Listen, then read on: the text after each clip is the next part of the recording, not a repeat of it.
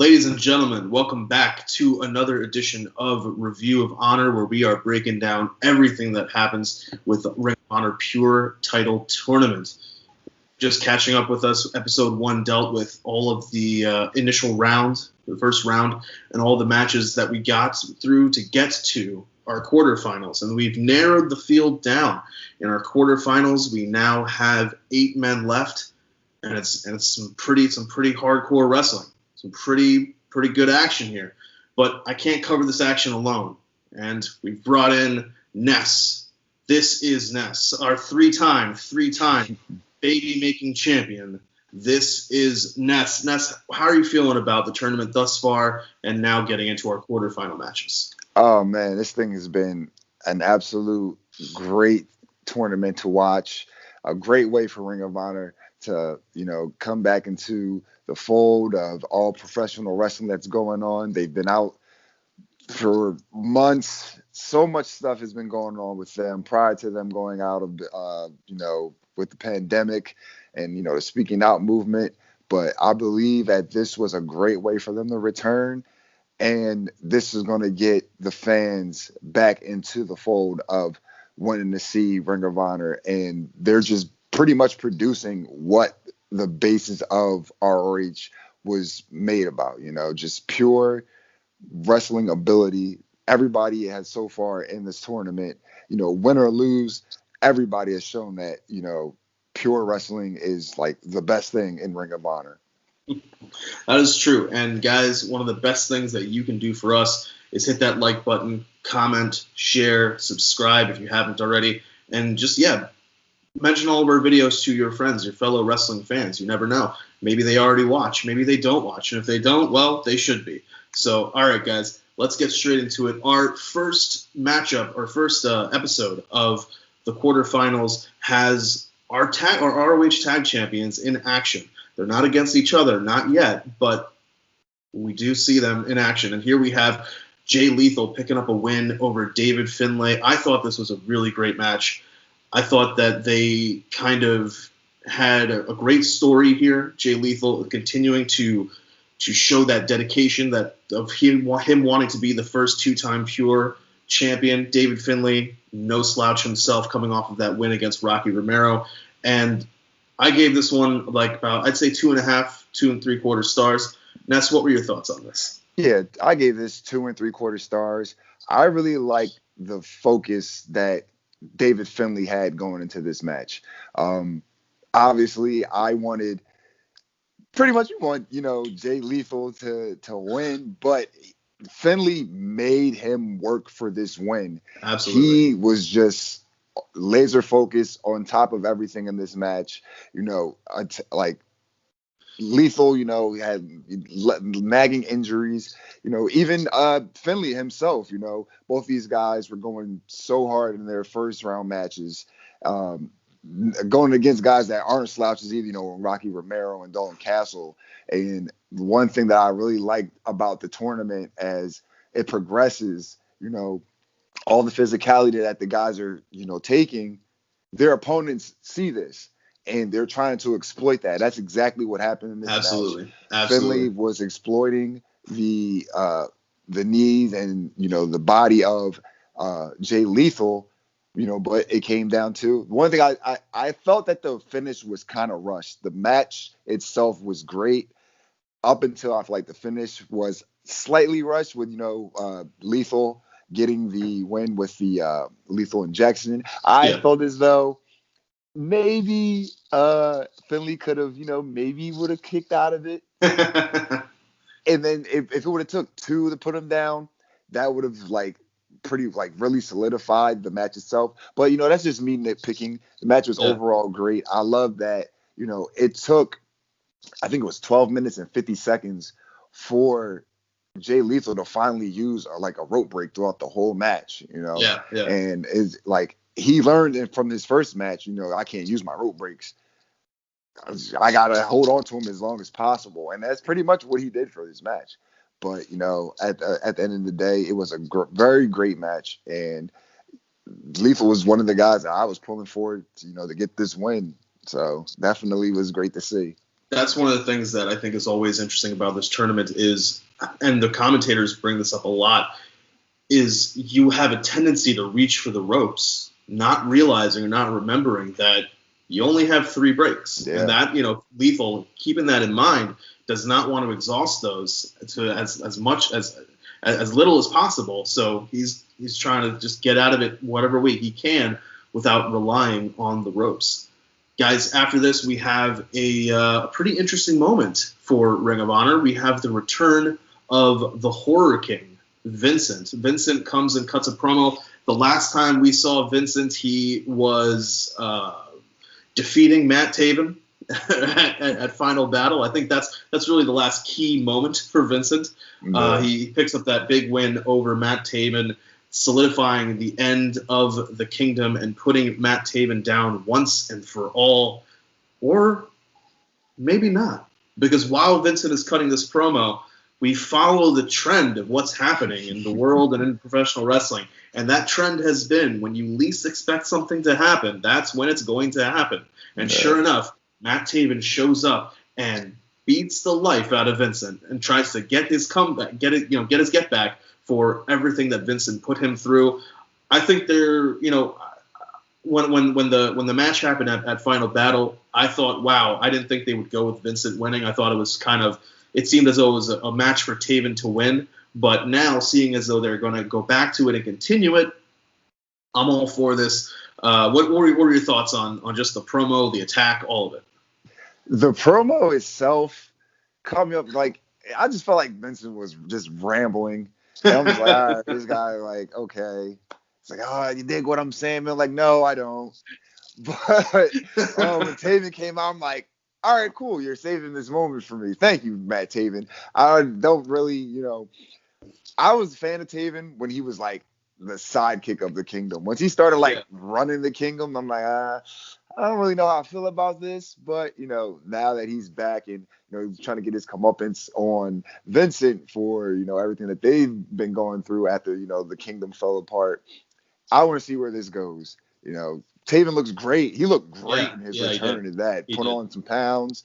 He just looked like $1 million coming back. So I definitely want to see where these guys go in the future with everything going on with them. The two of them. Yeah, I will say I did like the Taven being able to always complain and say that he was the uncrowned Ring of Honor champion. I thought that was really good.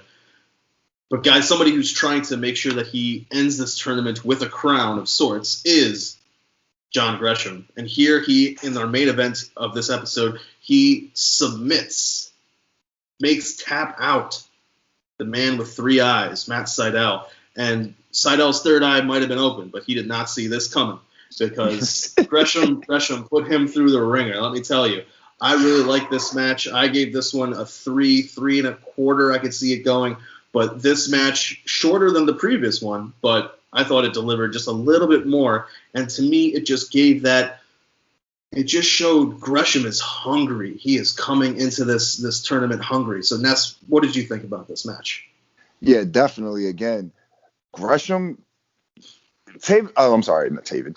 I got my Max mixed up. Sydal was not going to out-wrestle Jonathan Gresham at all. But there was a point where he was pretty much outstriking him, and slightly maybe, but it was definitely a clash of styles. Matt Sydal, high flying, he's a great striker. Jonathan Gresham, he's just he was just out wrestling Matt Sydal, just contorting his body, just twisting and putting him in so many different holds. And then that finish when he went from the surfboard stretch into like a surfboard arm bar type of thing, like modified chicken wing. That shit just threw me for a loop. I'm like, yo, this surfboard is beautiful. But then when he dropped him down, I'm like, oh my God, that looks brutal. And next thing you know, Sydal's tapping out. Like, oh my God, that thing was that move was a thing of beauty. Jonathan Gresham is just like one of the most elite technicians out there, and he showed it in this match for sure. That's one of the things that I find really interesting about, especially in this kind of a tournament, the surfboard submission. Even if the person has rope breaks left, you're just removing it altogether. Yeah. There's Yeah, no you can't do yeah. nothing Oh like, man, at all. that's incredible. So guys, that was the end of this episode of the quarterfinals. Lethal advances, Gresham advances.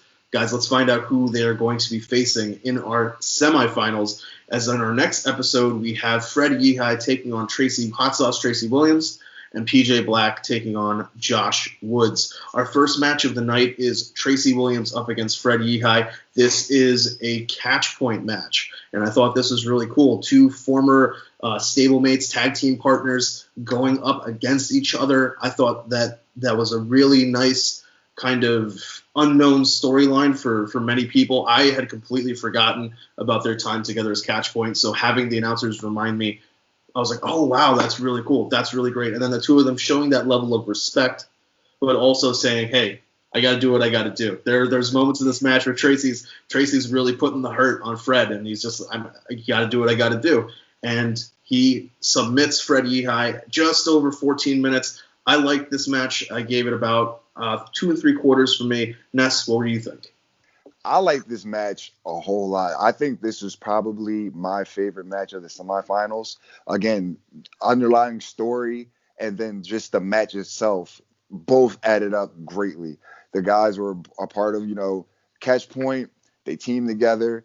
They definitely have history within not even being on the same team, just going against each other as well. So that definitely added to the story of this match. And then it was just physicality and brutality. They both matched up evenly well. Fred Yeehai using, he's more powerful, but he can, he's a technician as well. Tracy Hot Sauce Williams, he's just maybe like a little slightly more technical in this match. But it was just great. Like, these guys went out there, gave it their all, and it was just a very great match. And then I love, they're doing the code of honor. They're doing the catch point code of honor as well. So, like, that, again, this just little underlining stuff that just added to the match. And, like, story-wise, it was just great. And I got to say, throughout this whole tournament, Riccaboni and Caprice have been really great as commentators to not just pick up on the little things, but to make sure that we know a lot of the backgrounds of these guys coming into the matches. And I want to give kudos to them while you're bringing up about the underlying stories, because some of these things we wouldn't even remember or know about if it wasn't for our commentators. So guys, after this we have a nice little change of pace. We're starting to get more promos as Ring of Honor moves back into the full swing of things, and that's kind of the story really of the tournament, is that Ring of Honor is coming back. Ring of Honor is trying to take charge of everything that's happening in the pandemic. One might even say that they're trying to control their narrative. And in that regard, we have a surprise appearance from none other than former Impact World Champion, former WWE NXT guy. I mean, it's on his resume, so we'll put it there.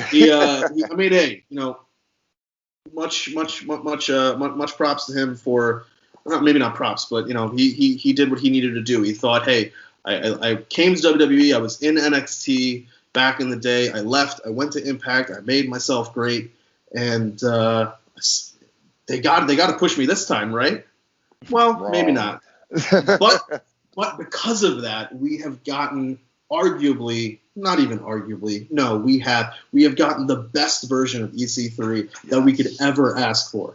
And EC3 shows up here in Ring of Honor to cut a promo, and he has really, I want to say EC3 has amazing wordplay with the way that he references famous people who have come through Ring of Honor, the Punks, the Styles, what did he say? The Dragons of National Origin for Daniel Bryan, the Submission Machines of Samoa Joe. So a really solid promo from EC3. And then as he is leaving, as he is outside of the arena, he comes across none other than the man who signed the most lucrative contract in Ring of Honor history, Shane Taylor. And there seems to be some problems here because Shane Taylor is a little upset that EC3 didn't mention his name, say my name, kind of like the Velveteen Dream. A little salty there. He's a little salty. And lo and behold, it's going to be 3-on-1 until none other than them boys, the Briscoes, show up to give EC3 a little bit of muscle. And guys, I don't know, maybe there's going to be a match that comes out of this, but either way, really great just kind of change of pace from the tournament, same as the week prior with the Vincent and Taven situation. How did you feel about the EC3 promo and then the confrontation with Shane Taylor? Just both segments overall, I really enjoyed. EC3 knowing that he's in this promotion now. He's doing the freelance thing, so he comes to Ring of Honor. He gives props to the stars of the past. He gives props to the current stars and some guys that are going to be future stars. You mentioned Rush and Dragon Lee. Like, obviously they're current stars, but they're going to be bigger and part of Ring of Honor's history as years go by. Obviously, you mentioned the Briscoes, 11-time tag champs. The part of the heart and soul of Ring of Honor. So it made sense for them to see that this guy's giving us our respect. We really don't know much about him, but he's going out of his way to show us some respect. Now we can show it back. Because we got a hater ass Shane Taylor because and then EC3 ends up saying that too. He's like, oh, you're upset because I didn't say your name. Like, get over it. Not like come on, man. But I get Shane Taylor. He's badass. Like, you're this guy that came from wherever the fuck you just came from. You come into my house and you don't acknowledge me. So I get that part from Shane Taylor. That's completely understandable. But it's just like, I guess it's disrespect. He takes it as disrespect. And, I got to respect that, guys coming out of left field. Like I've been in here. I've been a champion in this company. I've been knocking heads around in this company. Like, who are you to come in here and start trying to throw your weight around like you're quote unquote somebody important when you haven't been in here as long as I've been and putting in work that I've been putting in. So that makes for a great story. But I definitely want to see where they're going to go with this. Obviously, we're definitely going to get a match out of it. So yeah, I enjoyed all the underlying things for this segment, and it all made sense. And somebody else who EC3 didn't mention, and maybe that's something that lit a fire under him, is Josh Woods. And in our main event, Josh Woods submits PJ Black in just about 13 and a half minutes. This match kind of felt, I don't know, I think maybe the Tracy Williams-Fred Yeehai match kind of gave me a little bit too much. And this one kind of felt like a little bit of a step back to me. So I give this one more about, say, 2.25, 2 stars. 2.25 to 2.5. Josh Woods putting on a good show, though, putting away PJ Black the way he needs to be able to advance to the next round of the tournament. What did you feel about our main event? Yeah, this match, it being compared to Fred Yeehai and Tracy Williams, it definitely kind of felt like less intense. The one thing I actually did enjoy that about this match was Brian Johnson and Silas Young just going back and forth on the outside, bickering against each other. So where the match where I felt like maybe the in-ring content probably fell a little bit, the entertainment aspect of these guys and being on the outside, bickering, going back and forth, that was pretty good. But kudos to Josh Woods, up and comer, taking out another guy that has years of experience under his belt in PJ Black. So, and with a submission, the guys that get submission victories, just not even just in this tournament, just in general, in any match, I feel as though it is. It's a very tough thing to do, and it's hard. People, you don't want to submit. You don't want to be that guy to say, you're basically saying, I give up. I can't take this pain anymore. And to make somebody have to go through that, just that experience in itself is just shows your ability in yourself. So I can definitely commend Josh Woods on that victory. It definitely helped him. And then his post match promo, and they're talking about like if he has any reservations, and then he thinks reservations of going out there to eat. I'm just like, oh man, this guy is just like, but like he's entertaining.